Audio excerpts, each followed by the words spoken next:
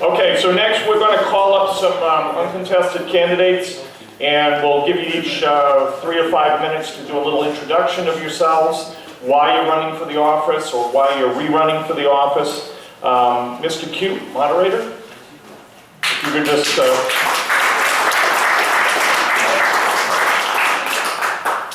Mr. Badney, Board of Selectmen.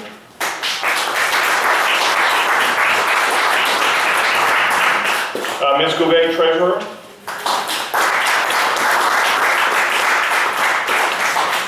And let's see, Mr. Campbell, Assessor.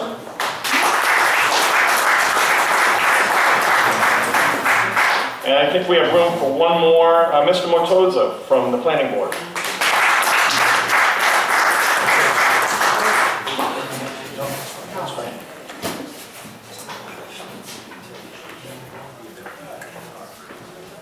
So we'll start with the moderator first, because the moderator always comes first. And I have to say, before I let you begin, Mr. Q, so I'm serving my first term as moderator in the town of Plainville, and I want to thank Mr. Q because he's given me some great tips to keeping the town meeting in line and running on time. So I want to thank you for that. So Mr. Q, if you could tell us a little bit about why you're doing this again and what you hope to achieve in your next term.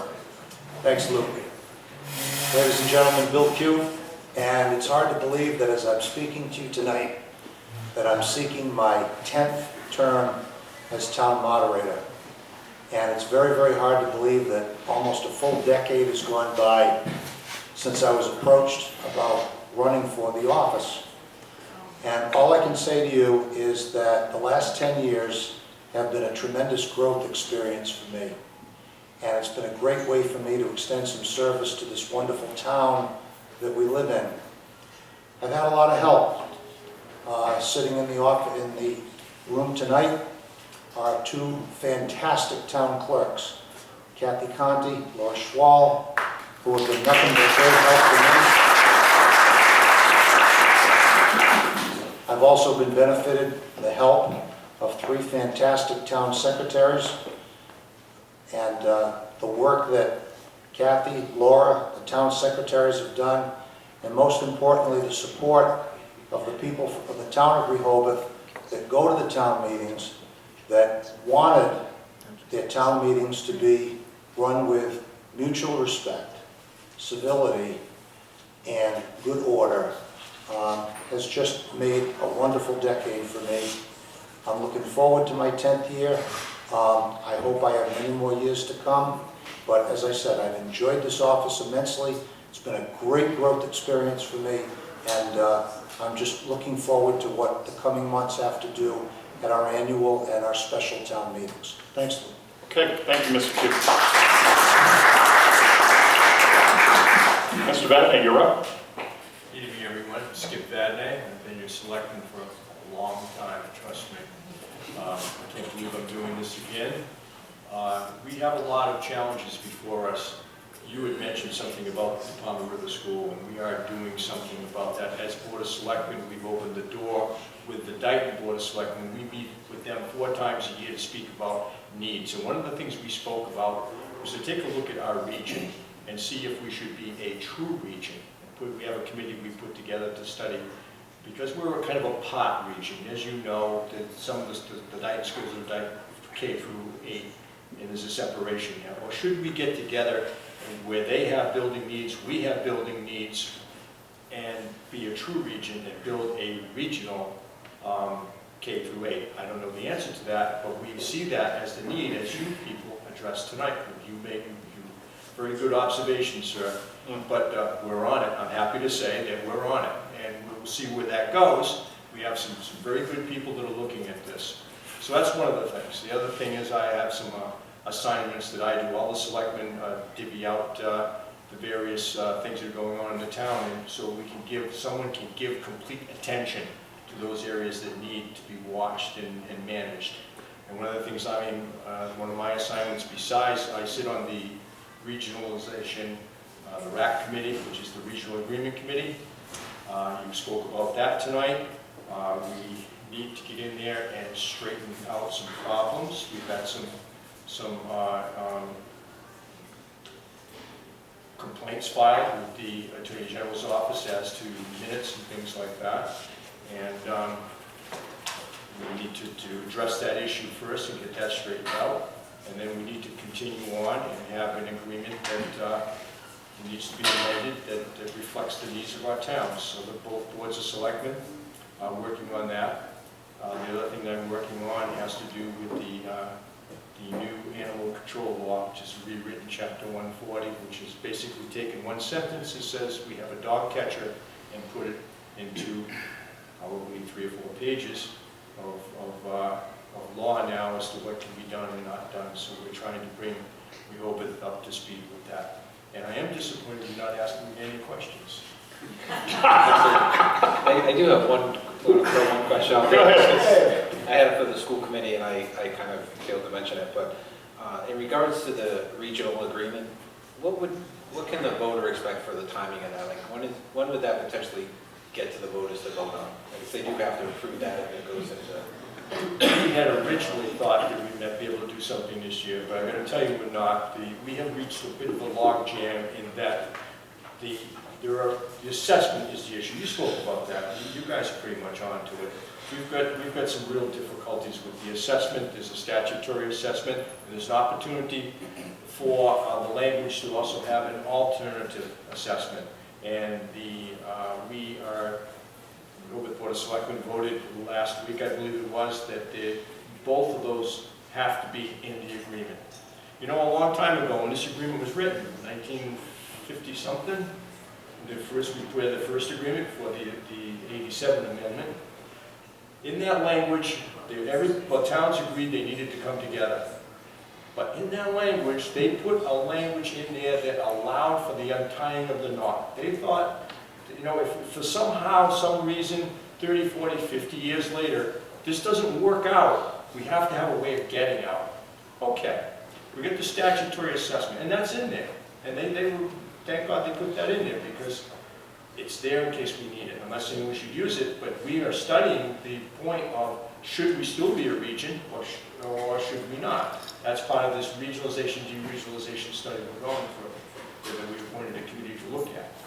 So why shouldn't there be language in there that allows for 2 assessments, particularly where an alternate assessment is a 1-year assessment, it has to be voted every year, and it has to be unanimous in that both towns have to agree to it. If one town doesn't agree, it's off the table, and you go to the statutory procedure that is in your agreement. So we're working on that, and that is the Board of Selectmen that drew the line in the sand. It's not the school committee. So this is a cooperative effort between the school committees of 2 towns and the boards of selectmen of 2 towns. Did that cover it? Yeah. Would you like another one?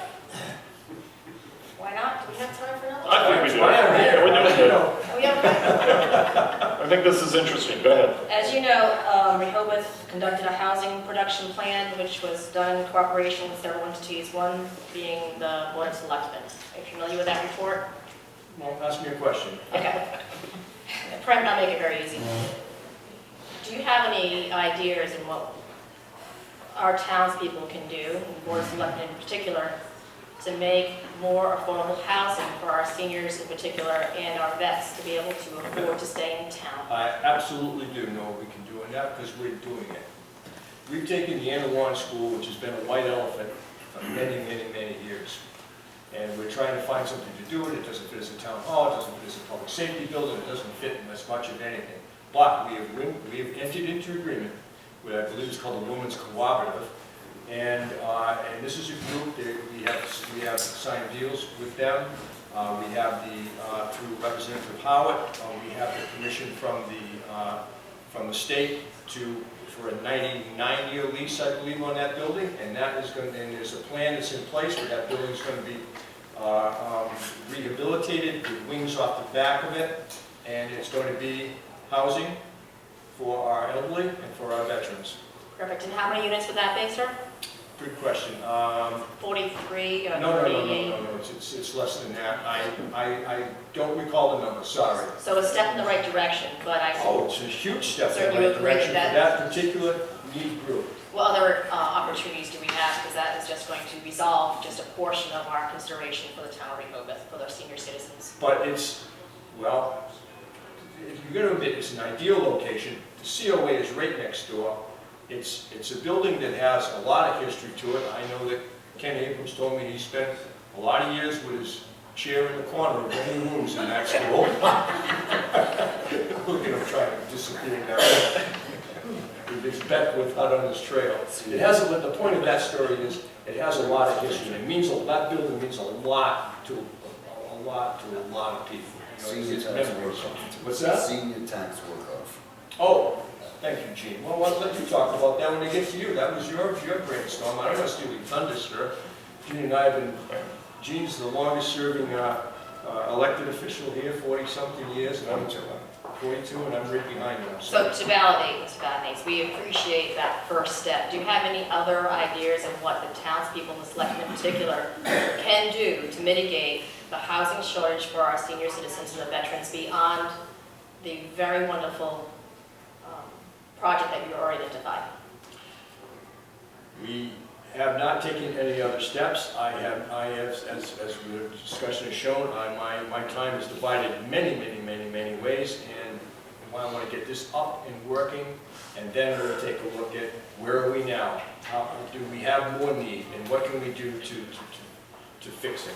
The Economic Development Committee actually supported a survey monkey where about a little bit more than the townspeople that usually go to town meeting actually responded, and it was interesting to see that the townspeople who replied, albeit a small portion, please go to your town meetings, that they would actually support more rental units and appropriately positioned rental units for our seniors and other people in town. We are significantly below the 10% 40B chapter guidelines, as I'm sure you are cognizant of. What do you feel about actual, what do you think are the barriers here in town that developers are finding such that we are not building those units in Rehoboth? The 40B is under the control of the politician too, so I'll pass the bar, if you don't mind. But one of the gentlemen coming up here tonight can speak better to that than I, because it's the planning board that has control of the 40B.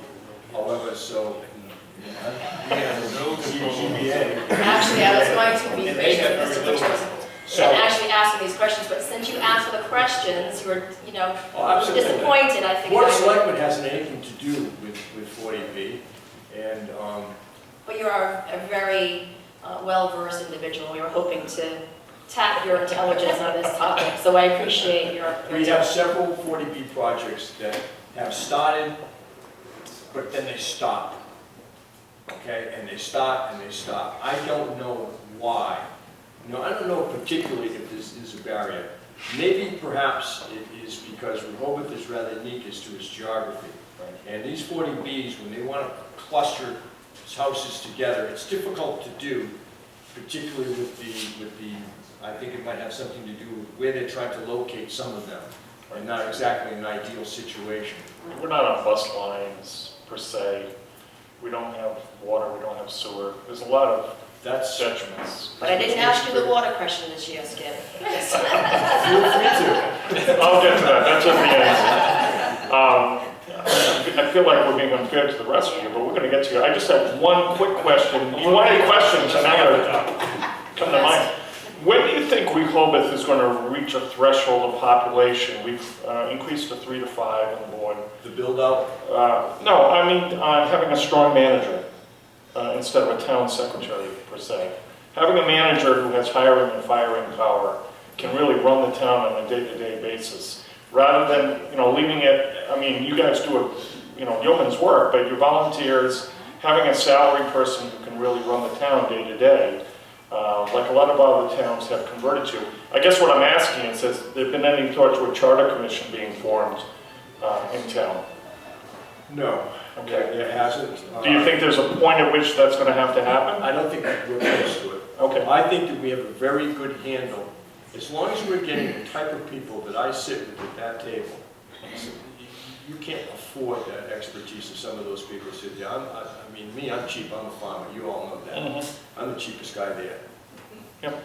But you know, everybody brings so much to it. You're getting good management, and you know something, Luke? I can't go to the store without people saying, hey Skip, how about this, how about that? Neither can these other people. They like to have that ability to, the person that they're dealing with lives in the town. It's someone that they either go to church with, or their kids play baseball with, or they buy a product from, or whatever it is that. You know what it is, Luke? You know, been out of town for a few years, but we're all still friends. Right. That's Okay. the way it is. Good. All right, no, it's a good answer. Okay, we're done with you. You know, Not literally. it's only once every 3 years, so I don't mind doing it. Ms. Gouvet, you want to speak to why you want to be treasurer for another term? Okay, I've lived in the town, my name is Cheryl Gobert, and I've lived in the town of Rehoboth for 40 years. I've been your tax collector since 1995 and your treasurer since 1998. I continue to serve on these two boards, well, two positions, because I love working with the people and I love working with the taxpayers. It's a great job, and it just gives you a lot of opportunity to meet a lot of people. And that's why I'm running again. And you're a people person. Yes. There you go. Well, thank you very much, and thank you for your service, and thank you for running again. Would you like any questions? No, make sure. You don't want to ask When them. tax, Pay their taxes. taxes are next due May 1st, yes? Yes, taxes are due May 1st, and their motor vehicles are due March 28th. Okay, very good. So, let's see, where am I? Mr. Campbell, Board of Assessors. Hi, I'm Gene Campbell. Everybody's talking about how long they've been around. I was first elected in 1974. If you add it up, it's 42 years. I'm going to go one more term. We're probably one of the few boards that realize we work for the taxpayers. Anybody who's been in and talked to us about abatements and problems, walk out smiling. They don't always get what they want, but they're treated the way they should be treated. We just have a good board. So I want to go at least one more term. Something Skip was talking about. What can we do for seniors? We are working right now on a senior work-off discount. You can earn up to $500 off your real estate tax bill by doing menial tasks around the town. There is in effect the VALA Act for veterans, where you can earn a discount on your real estate tax. The town voted to accept the provisions of this in 2001, 15 years ago. No one has stepped up, no one has taken this thing, and let's do it. We met with the selectmen last night. I think we finally got a little bit of a nudge. Maybe someone can finally get this thing. It's a statutory requirement. There are more advantages to the taxpayer than disadvantages. We can't do a whole lot for the seniors, but there's going to be no income requirements, just an age requirement and a ability requirement. And it's not, you're not going to be doing town clerk's work. You're not going to be doing my job. Making empty my wastebaskets or carrying the shredded paper. There are things that can be done to keep. Roofing at the high school? No, to keep the productive people productive. Take out some of the tasks that need to be done. Would taking notes at the school committee? Might not be a bad idea. Might not be a bad idea. But this is exactly what we need. We need participation from everybody. You don't have to be elected, appointed, whatever. So I have a question about that. Does the taxpayer, him or herself, have to do the task? Yes, unlike the VALA Act, if you are disabled, let's say you're a disabled veteran, Right. you can assign your rights to do that job and still get the tax break. Yeah, I was thinking like grandkids or kids, helping Yes, out mom and dad. the Valor Act, veterans can do But not that, with what you're talking about. but not with the senior work-off program. Okay. You gotta. Just a question. You're gonna have to do the job. Can I ask, when, and so I'm sure you know this, when was the last time townwide real estate valuations was done? It was just done this past year. It was? Yes. Okay, so when would it be scheduled to be done again? Right now, statutory, it's every 3 years, unless we fall plus or minus 5% of our sales to assessed value, then it must be done every year. Okay. There is pending legislation that it will be done every 5 years, which would be the way it should be. Because it costs you to get that done. Get it done relatively easy. And No, I mean, but you have to pay to have those valuations done. yes, because we have a part-time board. Right. A 3-member, hard-working, part-time board. Sometimes in life, it's better to lease something than to own something. And this is the classic example. It's cheaper to hire an outside agency every 3, or if it's going to be every 5 years, than it is to try to get it all done in-house. You couldn't afford to pay us what we would be worth. We work reasonably cheap. Hire an outside agency every 3 to 4 years, they defend their values, then they're gone. And you don't pay that money anymore. We get back to our good low-budget operation. Okay. Any other questions, folks? I'll take all your questions. Thank you for being so gracious. What is the age requirement you mentioned on the senior citizen? 65. Oh, thank you. Um, In 20 years, you'll make it. Thank you. Oh, are you sweet? Thank you. So I have a question. Solar panels are going up all over town. Yes. How does that work? Are they part of the real estate valuation? No. The Commonwealth of Massachusetts, personal solar panels are not assessed for 20 years. Oh, nice, okay. No, so as long as you're not using them commercially on the ground. Right. Right, You want them for your house, you do it, no assessment. okay. So here's another question that comes to mind. I don't know this, maybe you do. How many tax properties are there in town, would you say?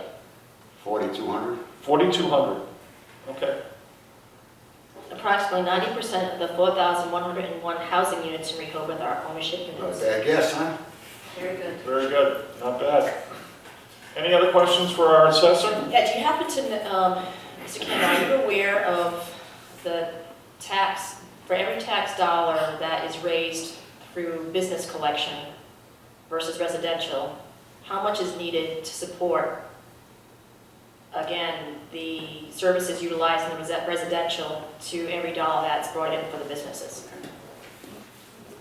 Right now, the breakup of the town, it's 82% residential, just under 8% because there's some other, just under 8% commercial. The services required, 92 and 8, pretty much. That 8% probably requires a realistic 11%. The spread is very, very small, which is why we fight for a single tax rate, one tax rate. You can't raise any more money by having multiple rates. You can only raise what your levy limit says you can raise, 19.7 or a little over $19 million. That's all you can raise. Doesn't matter how you raise it. If you have a dual rate, if you have a rate for commercial and a rate for residential, lots of things start to happen. But because it's 92 and 8, for every dollar increase, that's a lot, for every 50-cent increase in commercial, you need 11 times as much in residential. Then, worse than that, all the chapter lands, skips a farmer. His farm all of a sudden becomes taxed at the commercial rate. all the 61As, the forestry, the 61, 61B, the recreational, those all become taxed at the commercial rate. You're gonna croak these people. So that's why we keep us, That's why me and my board, we work really hard with a decent board of selectmen to keep the rate at a single rate. Also, when you bang heads with the power companies, they realize they're being taxed at the residential rate, not the commercial rate. They will take a little more abuse as far as their values, because they're getting, they call it preferential. It isn't preferential, it's the residential rate. right, The town wins. Been on this board for 42 years, have never been to a pellet tax board. Ask any other town how many times they've been. oh, numerous, yeah, They go 3 times a year. right, We have never been. okay. I have another question for you. So it sounds to me like businesses, I'm speaking from the converted here, are winners in terms of tax revenue versus residential. Would you, I don't mean to say Yeah, winners, but, that's kind of subjective, Luke. yeah, Tell me the guy that's running what used to be the handy store. yeah, Tell me he's, right, that's keeping him afloat. Now, maybe Dunkin' Donuts is getting an edge, right. but they're paying their taxes. They're not delinquent. So the follow-up to that is, if there were an article on the town meeting that was asking that a small additional section be rezoned business at this coming town meeting, would you be in favor of Yes. that? Yes. Skip, would you be in favor of that? Absolutely. Okay, and that is gonna happen, It is. Yeah, I think It's about Route 6. it's good. Yes. down on Mason Street. Yeah. If it's consistent Right, with current zoning. right. Well, I happen to know it's a property that abuts up to Swansea. It's commercial already in Swansea out to Route 6. It should be. It should give someone a chance to do something. Okay. Anything else? Yeah. So, for every dollar that's collected in tax revenue for a business, how much is put out in services? How much cost is put out versus a residential? Probably 12 cents. 12 cents in every dollar versus residential? Maybe as much as 14 cents. That's probably. And residential, Residential, $1. less than. Could be 90. Okay. There was a study done some years ago in Tiverton. I'm a taxpayer in Tiverton as well. And it was actually in excess of $1 there for every residential dollar. Well, that's Rhode Island. What do you want? There you go. Thank you. Okay, Thank good. you very much. Thank you. Our firefighters don't get paid unless they respond. There you go. That's a fantastic point. Thank you. Mr. Matoza, thank you once again for running. Well, I'd like to thank the RBA for inviting me here tonight. Okay, And great. some free food. It's always good. For those of you that don't know me, I'm Bob Moitoso.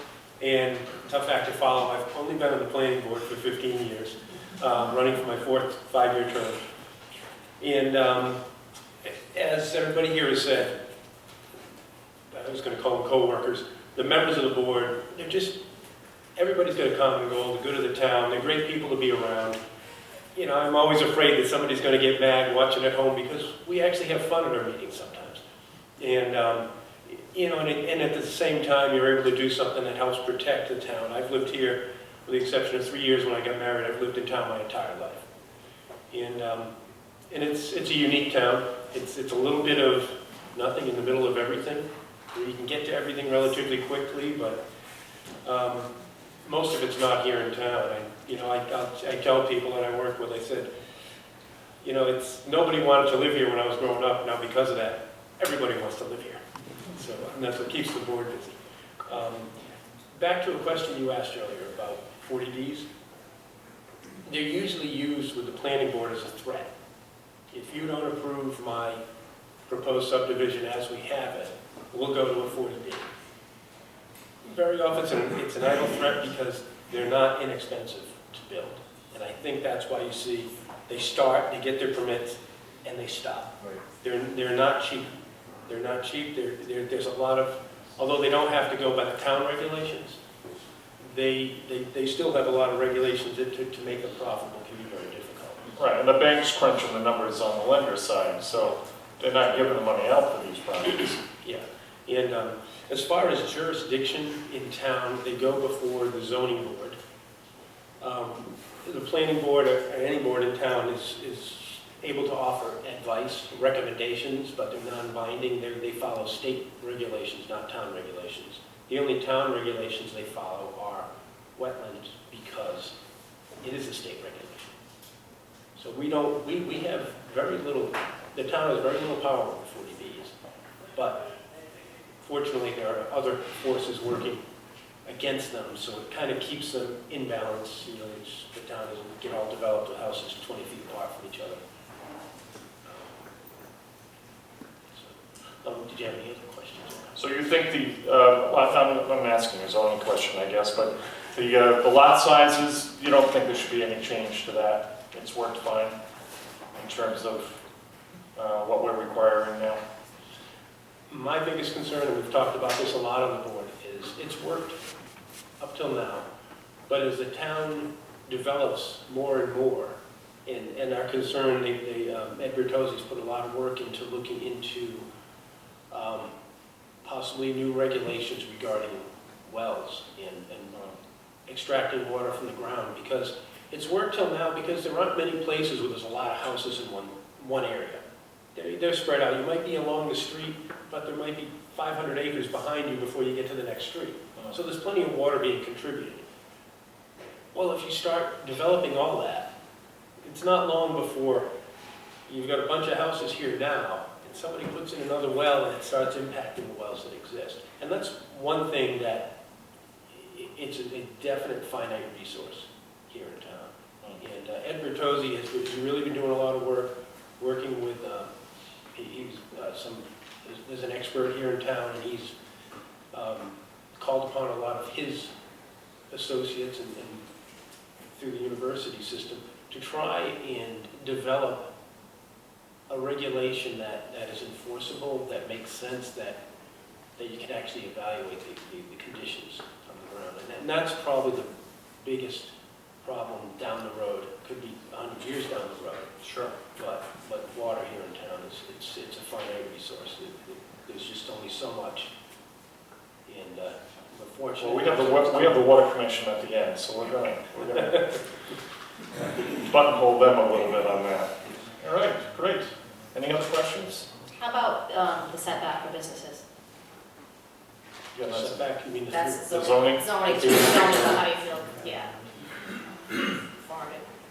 Well, actually, the planning board, probably shouldn't even mention this because they got our butts kicked at town meeting.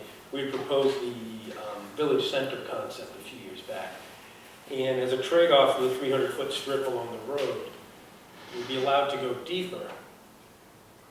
But the trade-off was consolidate entrances, provide connections internally. So Route 44 didn't have one or two driveways over 200 feet. Maybe had two main intersections that served 2,000, 3,000 feet of frontage. And you create a village all tied together and back, where in some plazas you'll see it like that. Some shopping areas you can go from one to the next to the next. They did a lot of that down on Route 6 and Seacon. It used to be chaos down there because everybody had their own driveway. Now they've got, well, I'm not advocating traffic signals, but they've got a few major intersections, and